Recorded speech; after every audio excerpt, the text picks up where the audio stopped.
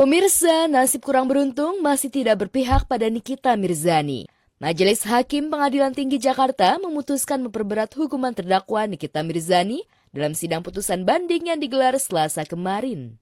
Dalam putusannya, Majelis Hakim mengubah vonis Pengadilan Negeri Jakarta Selatan dari 4 tahun penjara menjadi 6 tahun penjara dan denda 1 miliar rupiah.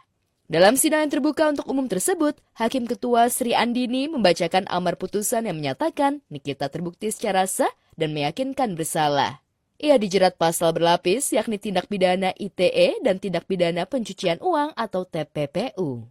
Menyatakan terdakwa Nikita Mirzani tersebut di atas terbukti secara sah dan meyakinkan bersalah melakukan tindak pidana.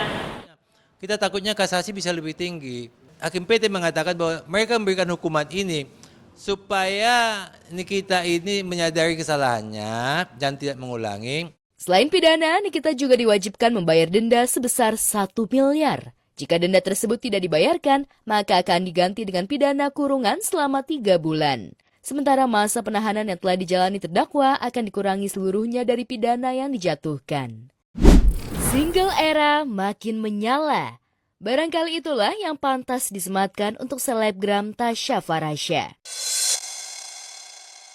Setelah resmi bercerai dengan Ahmad Assegaf pada 12 November kemarin, tak sedikit pun Tasya terlihat murung atau galau meski sang mantan sempat ajukan banding yang kemudian dicabut kembali. Aku selalu ceria loh, apalagi kalau acara Jakarta X Beauty aku pasti ceria karena ini ketemu teman-teman online di sini dan visit ke booth yang brand-brand yang emang aku suka. Alhamdulillah lega, akhirnya udah final, udah selesai semua dan hubungan antara aku sama dia yang penting anak-anak tuh gak menjadi terkena imbasnya, kita tetap jaga hubungan baik dan anak-anak tetap bisa bertemu dengan ayahnya. Meski dibayang-bayangi utang mantan suami senilai 35 miliar yang belum ada titik temu, hal ini ternyata tak membuat hubungan Tasya dan suami soal anak terganggu. Sepertinya Tasya ogah ambil pusing juga perkara hutang. Sebaliknya, ia kian getol kerja cari cuan dan aktif dengan sejumlah kegiatan lainnya. Boleh jadi ini bentuk pelampiasan terbaik Tasya setelah guncangan perceraian dengan Assegaf. Melakukan aktivitas seperti biasa aja, kerja, padel, main sama anak-anak, spend time sama anak-anak, terus liburan sama tim sambil kerja gitu. Ya paling gitu-gitu aja sih. Doain ya. Di tengah duka yang dialami keluarga besarnya di Kota Padang akibat musibah banjir bandang dan juga longsor, Dude Herlino mendadak justru digeruduk pemberi modal pinjaman dana alias Lender Dana Syariah Indonesia atau DSI. Sebuah perusahaan fintech berbasis syariah yang menaruh fokus pada pendanaan dan pembiayaan proyek properti.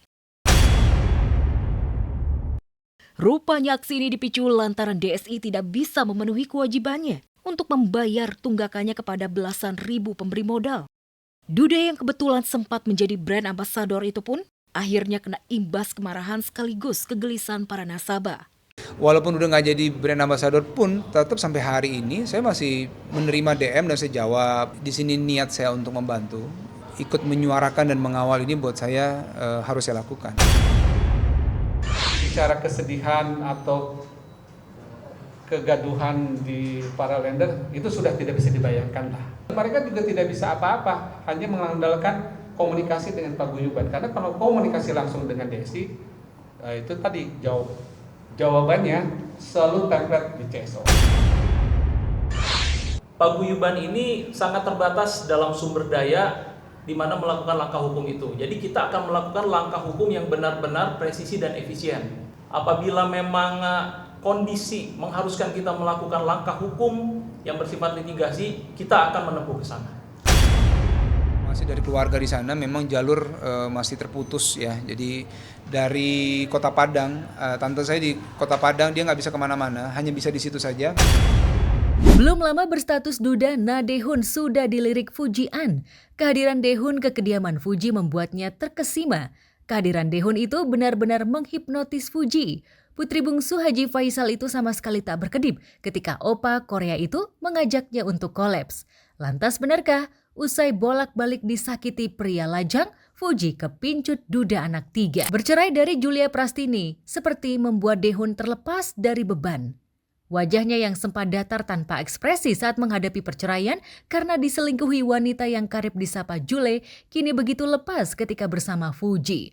Meski baru pertama kali bertemu, namun Fuji dan Daehoon seperti memiliki chemistry. Bahkan gombalan Fuji saat collab membuat Daehoon salah tingkah. Wajah Daehoon memerah dan akhirnya keduanya pun saling lempar gombalan yang bikin suasana jadi riuh. Lantas benarkah Fuji benar-benar terkesima dengan Daehoon sejak pandangan pertama? Lantas bagaimana dengan Daehoon? Benarkah Daehoon sudah mulai move on dan siap membuka hati untuk wanita baru? Saya berharap terbaik sih. Mau doanya aja. Wanita mana yang tak suka dengan sosok Daehoon? Selain tampan, ia juga begitu telaten saat mengasuh ketiga anaknya yang masih kecil-kecil. Bahkan Fuji juga dikenal telaten merawat Galaskai keponakannya dan menyukai anak kecil. Lantas benarkah kesamaan itulah yang membuat Fuji dan Daehoon klik? Dan saat collab tak ada gimmick. Itu sebenarnya saya nggak mau itu karena masalah pribadi saya ya. Aktris sekaligus penyanyi Aura Kasih Selasa siang kemarin mendadak mendatangi Pengadilan Agama Jakarta Selatan. Kedatangannya sontak membuat pengunjung terkejut karena diketahui Aura sudah lama bercerai dari Erik Amaral. Namun hari itu rupanya Aura menjalani sidang hak perwalian anaknya Arabella yang merupakan anak hasil pernikahannya dengan Erik. Mas dulu. Ya.